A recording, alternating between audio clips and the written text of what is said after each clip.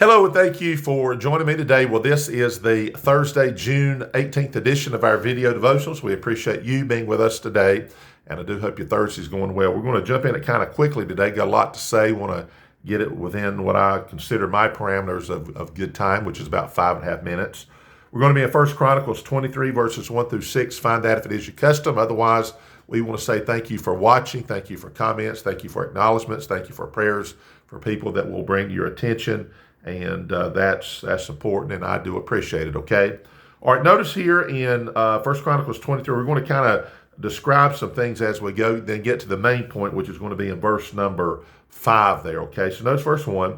So when David was old and full of days, he made Solomon his son king over Israel. Now we know from the Bible that Solomon was made king not just because David says, you know what, I am selecting you. It's because God wanted Solomon to be king. But David is instrumental in making this happen, setting it up, organizing it, and all of that. So remember that. And that would be his son being king over the land, all right? Look at verse 2. And he there is David, gathered together all the princes of Israel with the priests and the Levites. So notice what we would call like the secular and the religious, if you please. David is organizing that. So you've got the princes, you've got the priests, and the Levites. So he's organizing that. Look at verse 3. Now the Levites were numbered from the age of 30 years and upward, and their number by their polls, man by man, was 30 and 8,000, of which 20 and 4,000 were to set forward the work of the house of the Lord, and 6,000 were officers and judges. So kind of notice the division there. You've got 24,000 that were to set forward the work of the house of the Lord. So notice the house of the Lord, that's going to be important when it's built. So David, in the human sense, is getting this organized. And, David would die and Solomon would be the one to build the house of the Lord. But David here is, in the human sense, making these things happen. All right, look at verse 5. And this is where I want to zero in on here, verse 5. It says, moreover, 4,000 were porters, and 4,000 praised the Lord with the instruments which I made, said David, to praise therewith. We're going to take a little bit of time here and just talk about the setting, the music in order. So let me just say this quickly, because I could spend a lot of time on this, but I'm going to try to take just from what I have here and try to make this concise and make the point that I think I'm trying to make here and what the Bible is speaking about here. David, of course, is the supreme leader. Humanly speaking, he's the king.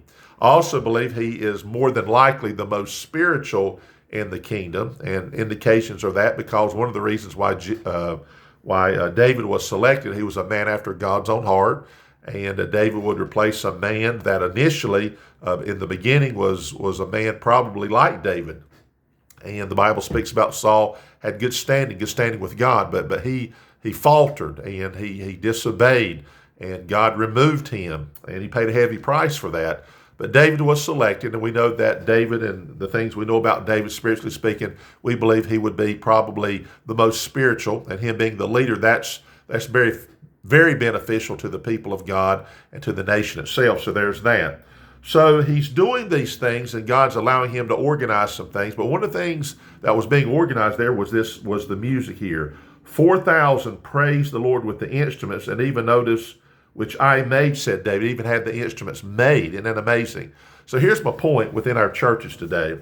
I believe we have seen and do see some things in our churches that can make our churches off. It can make the direction off, and when the direction's off, the further you go in the wrong direction, even initially, if it seems so slight, it's like an angle. An angle at the first, if it's off, if it's not parallel, if you please, and it's off a little bit, through process of time, the distance grows greater and greater from, we'll call the straight line, okay, if that's right. So my point here is, I think in our churches today, the one that's the most spiritual ought to at least have a say in the music, the direction of it.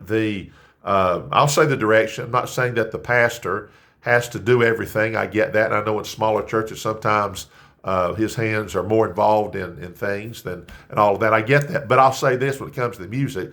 Just because someone's talented and may know music more than the pastor does, and sometimes the pastor may know a lot of music. I know pastors, they can play the piano, can sing, and I have a decent knowledge of music. I can look in a hymn book and tell you most of the keys. I can tell you the timing. If I went to a piano, I could hit the notes on the piano. I know those things. My mother was a church pianist, and she could sing. I think I can sing all four parts: the lead, the melody, and the other harmonizing parts. And I've got a pretty good, grasp of that.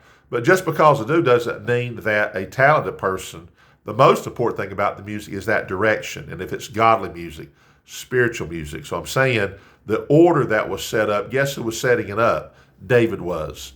And I believe David was the one who would have the best insight to the way that should go. Everything was set in order here, and it was very important to be that way. So I'm just saying on this day, the setting of the music in order, I think it's very important that it's done properly and in order, and it should be at the highest order, should be spiritual, not just simply because there's talent involved. If we're not careful, talent overtakes. And when our music programs kind of put our church on the map, that can be dangerous for a church.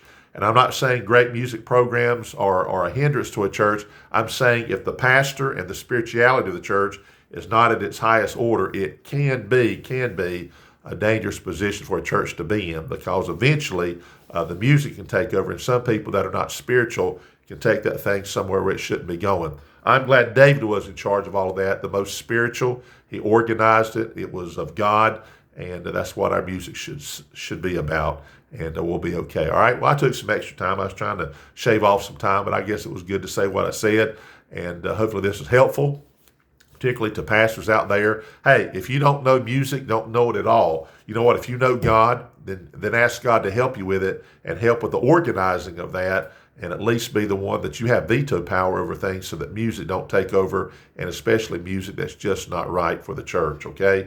So there we go. Have a great day, safe day, healthy day, Lord willing. We'll be back tomorrow.